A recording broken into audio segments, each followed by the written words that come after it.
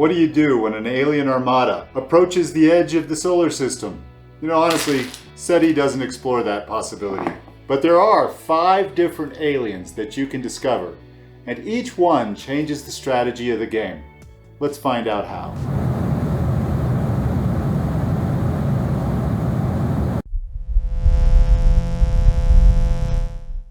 Exertians. Convince them you're dangerous. Let's start with the most controversial and potentially most fun. Exertians. When Exertians get turned over, people tend to complain. Not Exertians. Everyone who contributed to discovering the new alien was looking forward to getting a high-value alien card, but instead, they've gotten danger and difficult new scoring goals. All the same, you can score a lot of points on these cards. Why do I say Exertians are fun? Well, if you start playing Exertian cards or placing life traces on their board, everyone's going to see an opportunity to play along. Since the 10% penalty only applies to the person who played the most danger, they're hoping to score some victory points without losing anything. All they have to do is play one less danger than you did. You've played 2 cards and placed down a life trace. They think you have 10 or more danger, but what if you've played these 2 cards? Will one of them play too much danger and end up losing 10% of their score? So Exertians are a bluffing game. If you want to score enough points that you can afford the 10% penalty, then you need to score 25 points more than anyone else who plays Exertians. In that case, you have to convince everyone to ignore Exertians. On the other hand, you could try to score less and hang someone else with the 10% penalty. In that case, you want to convince them that you've played a pile of danger when you haven't. When you're playing Exertians, you need to create a gap between perception and reality. So in that vein, I think you should always play the zero danger card, even if you have zero intention of ever playing a life trace on the Exertian board. The average Exertian card has 4 dangers, so if you play this card, everyone will think you've played more danger than you actually have. That is, unless you give it away by playing all the 1 danger locations on the Exertian board. If you do that, anyone who knows the game well will suspect that you're trying to play this card and score it while getting as little danger as possible. By the same logic, I'd almost always play Nano Wielder Node because it only has 1 danger and an easily disguised goal. In tournament level play, I'd expect everyone to have memorized this deck. They'll know that someone with 3 scanning techs probably has more danger than someone with 3 computer techs. They'll know that someone with a whole bunch of completed missions might be holding a 4. I leave it to you whether you want to work that hard. Exertians work best at 4 players. At 2 players, I mostly see both players ignore Exertians because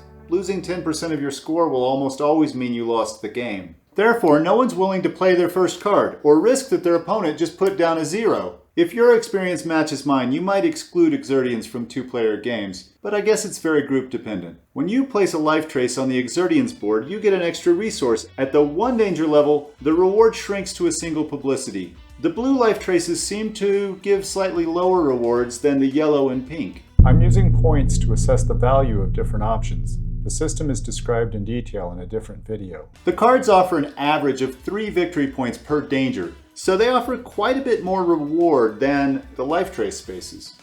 Mascamites. Cheap landings abound.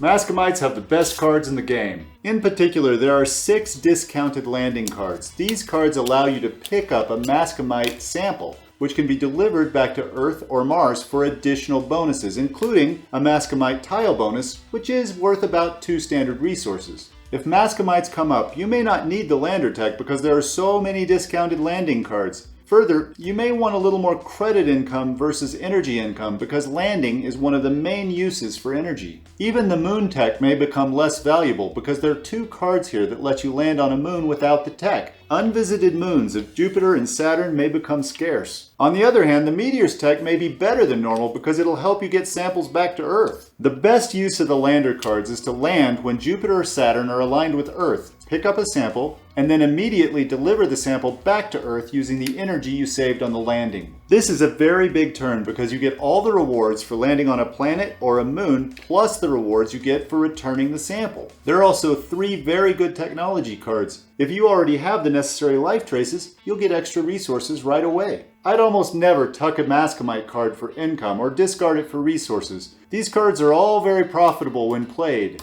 The Mascamite board is very standard, except it's short on pink and yellow locations. The blue locations formed by returning samples might be pretty helpful late in the game. Oumuamua. There's a lot of points in those fossils. Oumuamua's board provides a lot of interesting choices. Orbiting or landing on Oumuamua provides rewards similar to those you'd receive from visiting Neptune. But Oumuamua is in the same ring as Jupiter. That's a very good deal. You should consider visiting Oumuamua. Scanning at Oumuamua is generally profitable. Everyone with a token here gets a publicity and a fossil, but there's no winner. Fossils are quite valuable, so it makes sense to scan here. A single scan at Oumuamua is ideal if the sector fills up. Even if one player places all 3 scans, it's still profitable, but it isn't as good as working together. If you can place the last scan on 2 scans from another player, you've done particularly well. You've placed 1 scan and they've placed 2, but you get more victory points. Moving down the board, the bottom space values a fossil at about 6 victory points each. 25 victory points is a big deal. Once Oumuamua is revealed, I expect good players to race about trying to gain 4 fossils so that they can take one of these spaces. Otherwise, the board values a fossil at 2 or 3 victory points. Selling your fossils for 3 victory points feels weak, but late in the game, it might be the best you can do. There's a card that values fossils at 5 points, which might be fair value, but really, they're worth whatever you can get for them. Otherwise, Oumuamua's cards are better than standard cards. There are 3 cards that help you scan, and there are cards to give you options for spending your fossils. In the right circumstances, perfect timing might be the best card in the game. You can move to Oumuamua even if it's in a suboptimal position, picking up publicity along the way. Then you get a fossil. While you're there, you might as well orbit, getting 1 more fossil and an alien card, and a scan on Oumuamua, which gives you another fossil. You already have 10 victory points, some publicity, and a data. If the sector fills up, or you find 1 more fossil, you're ready to score 25 additional victory points. Not at all bad for a 2-credit card. Centaurians. Eliminate the time delay. Right away, the Centaurians offer gifts to anyone who can pick up 15 victory points. Note that this is a race. These gifts are first come, first served, and they're not equal in value. Most of the Centaurian cards follow a similar pattern. They cost energy to play, and they're break even or worse until your score changes by 15 victory points. Many of these cards offer increased income, but the value of income declines near the end of the game, so waiting to get increased income feels unsatisfactory. The solution is on the Centaurian board. Imagine that you've already played a couple Centaurian cards. Then you place a life trace on one of these 15 victory point locations, which costs 3 data. That 15-point move activates your Centaurian welcome gift and all of your Centaurian cards. That sounds like a pretty good turn. Since Centaurian cards take energy to play, taking an extra energy income makes sense. The overflow space lets you sell your data for 3 victory points. Just make sure you think it through. Your data might be worth more in your computer. Anomalies. Collect small bonuses, or not.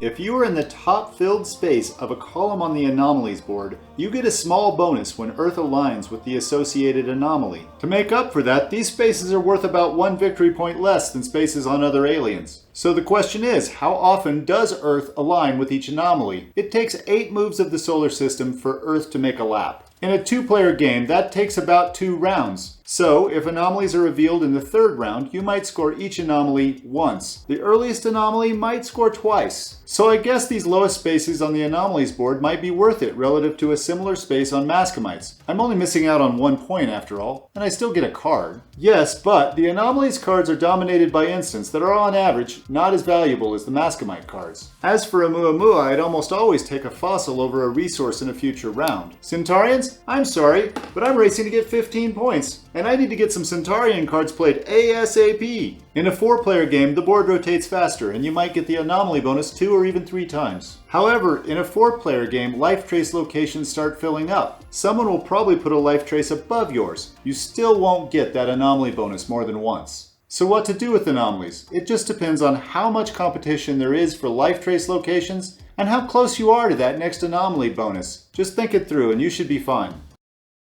You might draw Anomalies and Exertians in the same game. Scores will be lower, depending on how aggressively people play Exertians. It's about overcoming adversity. Everyone's scores will probably be lower. You'll still have a fair chance to win. Maybe next game you'll draw Centaurians and Oumuamua, and you won't know whether to race for 25 points or 15 and a bunch of card effects. Or maybe... Okay, SETI seems too grounded for that, but what about a Vonoyman probe at Titania?